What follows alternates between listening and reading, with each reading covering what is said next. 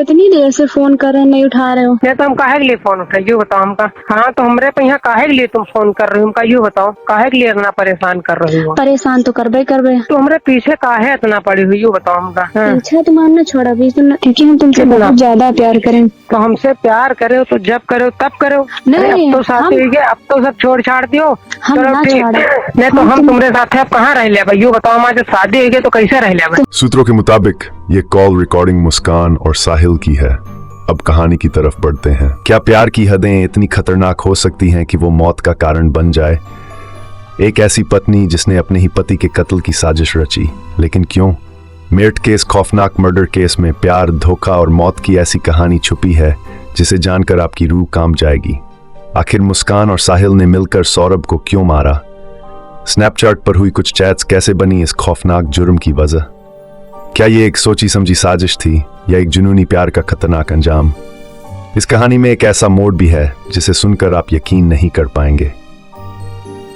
पूरा सच जानने के लिए वीडियो को आखिर तक जरूर देखें, लेकिन उससे पहले इस वीडियो को बनाने में बहुत रिसर्च की गई है ताकि आपको हर छोटी से छोटी जानकारी दी जा सके। तो वीडियो को लाइक और चैनल को सब्सक्राइब करना ना भूलें ताकि ऐसे ही दिलचस्प और सच्ची क्राइम स्टोरीज आप तक पहुंचती रहें। आइए जानते हैं इस खौफनाक कहानी की पूरी सच्चाई। मुस्कान रस्तोगी और सौरभ राजपूत की प्रेम कहानी मेरठ में शुरू हुई थी। दोनों का रिश्ता बचपन से था और परिवार की असहमति के बावजूद वे एक दूसरे के लिए प्रतिबद्ध रहे। पहली बार 2011 में मिले थे जब सौरभ सिर्फ 13 साल के थे। समय के साथ इनका प्यार गहरा होता गया, लेकिन परिवार की मंजूरी नहीं मिलने के कारण उन्होंने 3 बार घर से भागने की कोशिश की।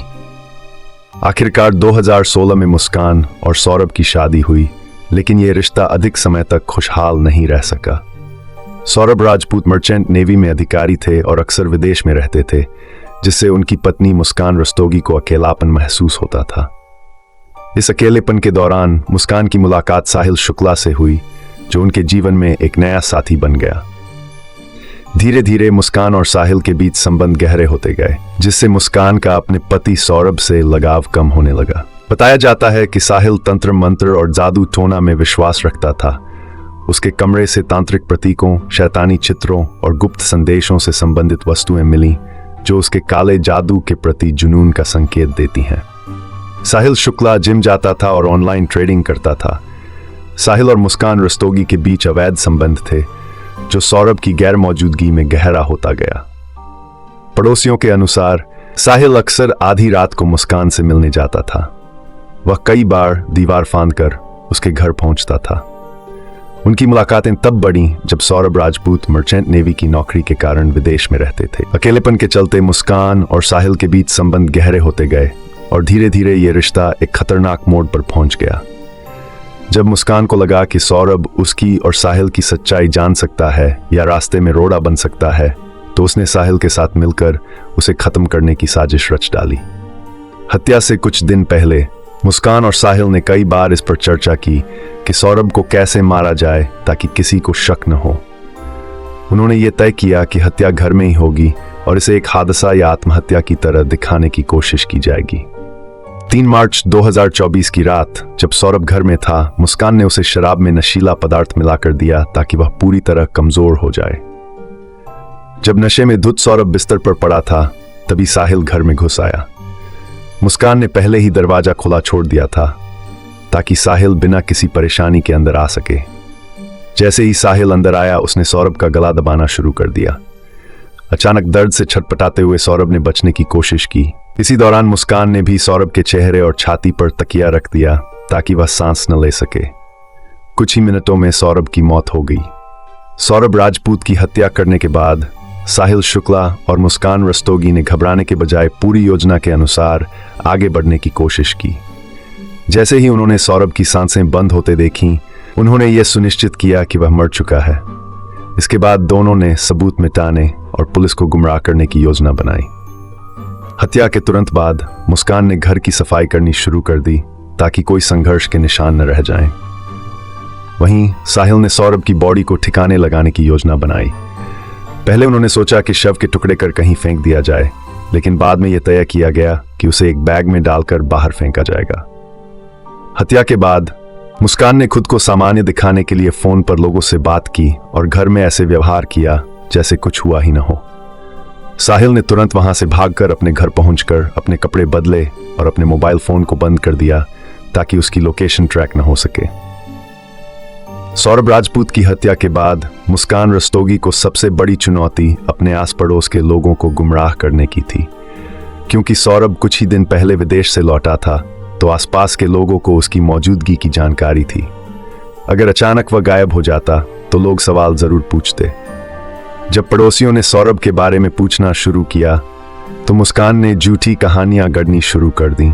उसने कहा कि सौरभ किसी जरूरी काम से बाहर गया है और कुछ दिनों में वापस आ जाएगा। उसने यह भी दिखाने की कोशिश की कि उनके बीच सब कुछ सामान्य था ताकि किसी को कोई शक न हो। सौरभ राजपूत की हत्या को छिपाने के लिए मुस्कान और साहिल ने पूरी कोशिश की, लेकिन उनकी साजिश ज्यादा दिन तक टिक नहीं सकी। सौरभ की गुमशुदगी और कुछ अजीब संकेतों ने लोगों का ध्यान खींचा, जिससे धीरे धीरे सच सामने आ गया। सौरभ आमतौर पर अपनी मां और दोस्तों से रोज बात करता था। जब कई दिनों तक उसने किसी से संपर्क नहीं किया तो उसके परिवार को शक हुआ। उन्होंने मुस्कान से फोन पर बात की, लेकिन उसने हर बार कोई न कोई बहाना बना दिया। कभी कहा कि वो बिजी है तो कभी बोली कि कहीं बाहर गया है। पड़ोसियों को भी शक तब हुआ जब सौरभ को अचानक घर में देखना बंद कर दिया। खासतौर पर वे हैरान थे कि मुस्कान पहले जैसी नहीं लग रही थी। वो पहले की तरह बात करने से बच रही थी और ज्यादा लोगों से मेलजोल नहीं रख रही थी। जब सौरभ के परिवार को और ज्यादा शक हुआ तो उन्होंने पुलिस में गुमशुदगी की रिपोर्ट दर्ज करवाई और जांच शुरू हुई। पुलिस ने सबसे पहले मुस्कान और साहिल की कॉल डिटेल्स खंगाली, जिसमें पता चला कि हत्या की रात दोनों के बीच बार बार बातचीत हुई थी। इसके बाद सीसीटीवी फुटेज की जांच की गई, जिसमें साहिल को आधी रात में मुस्कान के घर के पास आते जाते देखा गया। जब पुलिस ने मुस्कान से सौरभ के बारे में सवाल किए तो वह पहले घबरा गई और फिर अलग अलग कहानियां गढ़ने लगी। लेकिन पुलिस को घर की फॉरेंसिक जांच के दौरान ऐसे सबूत मिले जो ये साबित कर रहे थे कि घर में किसी अपराध को छिपाने की कोशिश की गई थी। फर्श और दीवारों पर हल्के खून के निशान थे, जिन्हें साफ करने की कोशिश की गई थी। इन सबूतों के सामने आने के बाद पुलिस ने मुस्कान और साहिल को सख्ती से पूछताछ की। कई घंटों तक मना करने के बाद आखिरकार दोनों टूट गए और पूरी साजिश कबूल कर ली। उन्होंने सौरभ को नशीला पदार्थ देकर बेहोश किया, फिर गला दबाकर उसकी हत्या कर दी। इसके बाद शव को ठिकाने लगाने की योजना बनाई, लेकिन इससे पहले ही पुलिस उन तक पहुंच गई। इस तरह मुस्कान और साहिल का घिनौना अपराध बेनकाब हो गया और उन्होंने अपने गुनाह कबूल कर लिए। इस कहानी से आपने क्या सीखा, कमेंट बॉक्स में जरूर बताएं। आपकी राय हमारे लिए बहुत अहम है। अगर आपको ये वीडियो पसंद आई हो तो लाइक करें, शेयर करें और चैनल को सब्सक्राइब करना न भूलें। मिलते हैं अगली वीडियो में एक और चौंकाने वाली सच्ची कहानी के साथ। आज की कहानी कैसी लगी दोस्तों, कमेंट बॉक्स में जरूर बताना। मिलते हैं अगली वीडियो में, तब तक के लिए धन्यवाद।